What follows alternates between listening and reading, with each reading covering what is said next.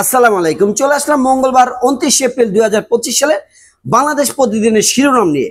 আজকে শিরোনামের একটা বিষয় শুনলে অবাক হয়ে যাবেন আপনারা, চাল নিয়ে প্রতারণা। কি খাবে বাঙালিরা, কি খাবে? দেখেন, নাজির শাইল চাল মিনিকেট নামে কোনো ধান নাই, কেটে পলিশ করে বাহারি নাম ও দাম ধরা হয়। যেমন ধরেন, পালকি নাজির 76 টাকা, মান্নান নাজির 82 টাকা, মজুমদার নাজির 82 টাকা, শাহরিয়ার নাজির 94 টাকা, কাটারি নাজির 96 টাকা।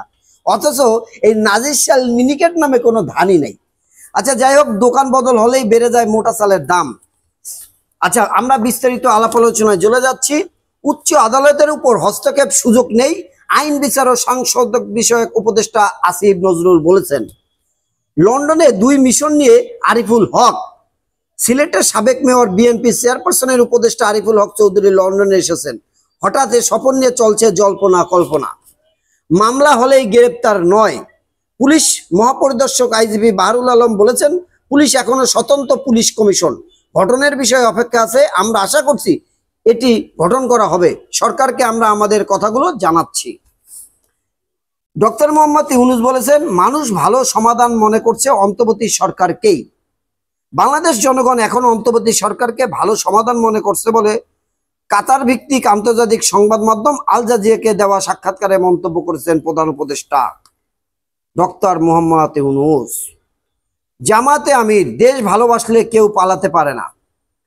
বাংলাদেশ জামাতে ইসলামী আমির ডক্টর শফিকুর রহমান বলেছেন, কেউ যদি দেশকে ভালোবাসে, দেশের জনগণকে ভালোবাসে, তাহলে সে দেশ ছেড়ে পালাতে পারে না। আকস্মিক যুদ্ধবিরতির ঘোষণা পুতিনের। ইউক্রেনের সঙ্গে আকস্মিকভাবে 3 দিনের যুদ্ধবিরতি ঘোষণা করেছেন রাশিয়ার প্রেসিডেন্ট। হামলা পরিকল্পনায় মোদি। যুদ্ধের সংখ্যা নিয়ে নিউ ইয়র্ক টাইমসের প্রতিবেদনে ভয়ানক তথ্য। কাশ্মীর সীমান্তে গোলাগুলি অব্যাহত চলছে। 2 দেশের হুমকি পাল্টা হুমকি। মামলা বাণিজ্য ধ্বংস হচ্ছে দেশ। ভারতের কিংবদন্তি শিল্পোদ্যোক্তা প্রয়াত রতন টাটা, তিনি অন্তর্মুখী একজন মানুষ, নীরবে ভারতের অর্থহীন বিপ্লব ঘটিয়েছেন। এক সাক্ষাৎকারে রতন টাটাকে জিজ্ঞেস করা হয়েছিল, একটি দেশ সবচেয়ে ক্ষতিগ্রস্ত হয় কখন? উত্তরে রতন টাটা বলেছিলেন, যখন শিল্পোদ্যোক্তা ব্যবসায়ীদের উদ্যোগকে বাধাগ্রস্ত করা হয়। ঈদ মোবারক কার্টুনে কুকুরের ছবি। প্রথম আলোর বিরুদ্ধে মামলার আবেদন। গ্যাস নেই, শিল্পে জ্বলছে না চুলাও। মির্জা ফখরুল, আমরা আরেকটি গাজায় পরিণত হতে চাই না। ব্যাংক খাতে এবার সংকট ব্যবস্থাপনা কাউন্সিলর। কেমন চলছে ঢাকার 2 সিটি? জল জট, ডেঙ্গুর চ্যালেঞ্জ, একগুচ্ছ উদ্যোগ। উত্তরে, ভাঙ্গা সড়ক, মশা আবর্জনা পাল্টাচ্ছে চায় ডিএসসি। শুরু হলো হজ যাত্রা। লাইসেন্স পেল স্টারলিংক। নাহিদকে আগামীকাল প্রধানমন্ত্রী বললেন হাসনাত। জুলাই গণ অভ্যুত্থান অধিদপ্তর গঠন। নাসির তামিমার মামলায় বিব্রত আদালত, অবশেষে বদলি। শাটডাউনের সব পলিটেকনিক্যাল। নারীর খণ্ডিত লাশ তদন্ত করতে গিয়ে 3টি খুনের তথ্য পেল পুলিশ। বিপদের নাম এখন বজ্র, একদিনে 17 জনের মৃত্যু। নদীবন্দরের সতর্ক সংকেত, টানা বৃষ্টির আভাস।